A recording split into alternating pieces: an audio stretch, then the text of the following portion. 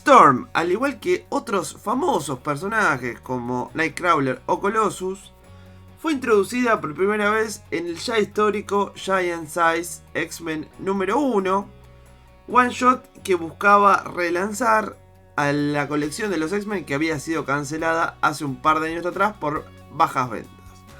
Concretamente, este relanzamiento consistía en la inclusión de un montón de personajes de diferentes etnias y nacionalidades, siendo Storm, Ororo, la primera X-Men afroamericana y la segunda X-Men mujer. Proveniente del África, en su tierra natal se la consideraba una diosa, y qué conveniente que en un lugar conocido por las sequías vos tengas el poder de invocar la lluvia, ¿verdad? Bueno, estos poderes fueron muy útiles entre este segundo equipo de X-Men, destacándose más que nada lo relacionado con los rayos. Inicialmente Ororo era un personaje bastante tímido, bastante callado, como solían escribir allá por los años 60 a los personajes femeninos, ¿no? De hecho, podemos recordar con bastante vergüenza cómo era la Jean de la primera época, a quien muchas veces dejaban cuidando la base, ¿no? Un horror, pero bueno. En el caso de Ororo nunca fue tan brutal. Recordemos que sacando ese one shot después, las décadas siguientes, todo fue escrito por Chris Claremont, quien es un gran entusiasta de los personajes femeninos y le fue dando cada vez más protagonismo, pasando de esta mujer solitaria, sobria, que no terminaba de encajar en un país que no era el suyo, en un continente que no era el suyo, que se refugiaba en sus plantas, a una amiga, una confidente, generando algún tipo de vínculo tipo hermana, primero con Jean, que era la única otra mujer del equipo, y después con Kitty, quien se uniría al grupo muy poco tiempo después de la también recordada saga del Fénix Oscuro, donde justamente Ororo perdería a uno de sus seres queridos. Entonces es como que reemplaza una hermana por otra. Una vez que Cíclope abandona el equipo, con el corazón totalmente hecho añicos por la muerte de su amada Jean, Ororo junto con Wolverine serían como una especie de compañeros de grupo. Serían como una especie de líderes del grupo en realidad, siendo por ahí lo más decididos y lo más experimentados en algún punto. Durante esta época ocurre un hecho bastante desafortunado, que es que pierde sus poderes en un ataque con un arma experimental. También pasaría que sufre un cambio de look, esa recordada cresta que en los cómics estrena en una visita a Tokio, a una pospuesta boda de Wolverine que nunca se llega a concretar. Después tenemos todo un arco donde ella está buscando cómo recuperar sus poderes. Se acerca a Forge, cuyo poder es justamente la tecnología. Entonces Forge intenta crear una máquina que eventualmente le devuelve sus poderes. Es ahí cuando ella junto a gran parte de los X-Men enfrentan a la entidad sobrenatural conocida como el Adversario, donde para el resto del mundo fallecen en el evento conocido como la caída de los mutantes, y después vuelven ayudados por una fuerza sobrenatural como una suerte de grupo clandestino, ocultando su identidad de todos los aliados que le quedaron vivos, caso por ejemplo Nightcrawler y Kitty, que terminaron en Escocia, donde se terminarían uniendo después al equipo británico Excalibur, y que quedarían ahí por mucho tiempo. Y caso el recién formado X-Factor, donde justamente estaban Cíclope, Jean, Bestia, Arcángel y Iceman. Bueno, eventualmente, ya saben, todos se vuelven a encontrar. Tenemos otros hechos bastante picantes, como es la masacre mutante, como Extinction Agenda.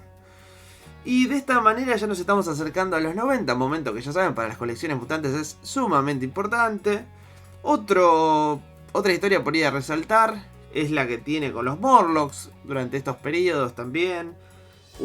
Con quien tiene especial, no sé, frenemistad. ¿Vieron ese término que dice friend, enemy, frenemy? Bueno, con Calisto, que es la líder de estos mutantes deformes de las alcantarillas, a quien en una batalla le termina ganando el título de líder, pero se lo cede, o sea, ella no tenía ningún interés en ser la líder de los Morlocks.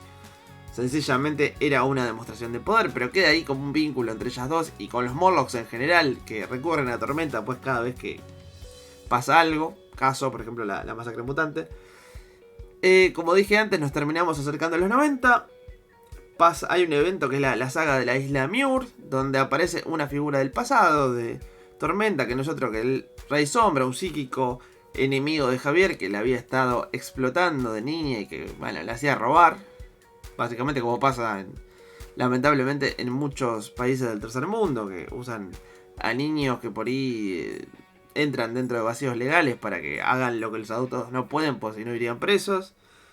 Y después de eso, ambos equipos, X-Factor y los X-Men, se vuelven a fundir, volviendo todos a vivir en la mansión Javier, que está más grande que nunca, y desdoblándose en dos grupos, el azul y el dorado, uno liderado por Cíclope y otro liderado por Storm. Y acá nos sumergimos de lleno en los 90, una época donde ella no tendría demasiados sobresaltos a nivel personal, aunque participaría de todos los eventos. Seguiría en una relación va y viene con Forge. Después cuando aparece Bishop, parece que también tiene una relación medio que sí, medio que no con Bishop. Aunque en algunas otras historias se podría llegar a sugerir que ella es la abuela de Bishop también, lo cual se vuelve muy raro. Pero bueno, ¿vieron cómo es esto? Cuando los personajes empiezan a cambiar de mano pasan estas cosas. Cosa que no pasaba con Claremont cuando era el único que escribía, justamente. Seguimos avanzando por los 90. Por ejemplo, hay una saga que es llamada Los 12 Apocalipsis, donde Apocalipsis tiene que buscar 12 mutantes que son como piezas para una suerte de ritual. Una de esas 12 es Tormenta. Ya nos estamos acercando a finales de siglo y de milenio, el año 2000. Acá es cuando la línea principal se relanza bajo el nombre de New X-Men. En este caso, Tormenta lidera un equipo aparte que tuvo infinita menos trascendencia, que fue una tercera colección encima, porque por un lado estaba la revista X-Men, la que arrancó con el número 1 de Jim Lee, que pasó a llamarse New X-Men, con una nueva numeración. Después estaba Uncanny X-Men, que seguía a otros mutantes que por ahí estaban viajando haciendo misiones por el mundo. Y después había esta serie nueva que estaba a cargo de Chris Claremont, donde estaban por ejemplo Tormenta, Gambito, Rogue, Bishop, etc., que también estaban viajando por el mundo. Y que la verdad era bastante poco interesante. Y visualmente se veían extraños los trajes. Seguramente en los cómics que se están pasando, incluí algunos, van a notar que son bastante antiestéticos y bastante colorinchos. ¿Ves? Como ese que está ahí. Son como raros en contraposición con los de New X-Men, por ejemplo, que eran un poco más sobrios, o por lo menos tenían predominancia del color negro, que aparte el público asociaba invariablemente con las películas, ¿no? Que en ese entonces le estaban recontra rompiendo. Bueno, ya sabemos que entonces ella es la cabeza, la líder, la protagonista de esa serie llamada Extreme X-Men, donde buscaban los diarios que había dejado Destino, ¿se acuerdan? Aquella vieja amiga y después sabemos amante de Mystique, donde había una serie de profecías. Los andaban buscando por el mundo. El plot parecía interesante, pero bueno, al lado de lo que ofrecían las otras colecciones, sobre todo New X-Men, era bastante soso. Se vuelven a juntar los grupos. Tenemos a Tormenta participando en aventuras por ahí un poco más intrascendentes, hasta que vuelven a llegar los eventos. En este caso tenemos por ejemplo todo lo de Messiah Complex. Bueno, no nombré antes, está el tema también de House of M, de Decimation, cuando todos pierden los poderes. Ella particularmente no, porque es un personaje muy importante. Por esos años también tiene un acercamiento con T'Challa, quien es el rey de Wakanda, también es africano como ella. Se terminan casando. Ella participa, digamos, en la Civil War, a diferencia de los mutantes que se mantienen en su mayor parte neutrales, ayudando al equipo del Capitán América junto con Pantera Negra. O sea, ellos son de los poquísimos que ayudan. De hecho, en los tie-ins de Civil War hay un número muy bueno de Pantera Negra donde se ven las tensiones diplomáticas, donde Wakanda se quiere meter de lleno al conflicto, pero bueno, hay como presiones, como diciendo, bueno, mirá, vos sos presidente de un país, no podés meterte en la política de Estados Unidos porque es algo doméstico nuestro. Y ahí está Storm como ayudando. O sea, es una época interesante. Está buena la relación con T'Challa, que lamentablemente se cortaría con ese evento tan horrible escrito por Brian Michael Bendis llamado Avengers contra X-Men. En este caso, bueno, ya saben, ella es un X-Men, Pantera Negra es un Avenger, Y después de que ocurriera todo lo de los Phoenix Five, cuando la entidad de Fénix se divide en 5 cuerpos y Namor inundara Wakanda, es como que ya no quieren mucho a los mutantes. Y ellos dos, bueno, que ya habían peleado de antes, se terminan separando completamente. De ahí vienen años bastante intrascendentes. Ella está en el equipo contrario al de Cíclope. Después, ese de los que viven en la mansión Javier, es una especie de líder por default, básicamente, junto con Wolverine, que en un momento muere, después vuelve. Ya saben, en esta época que aparece el Old Man Logan, por ejemplo.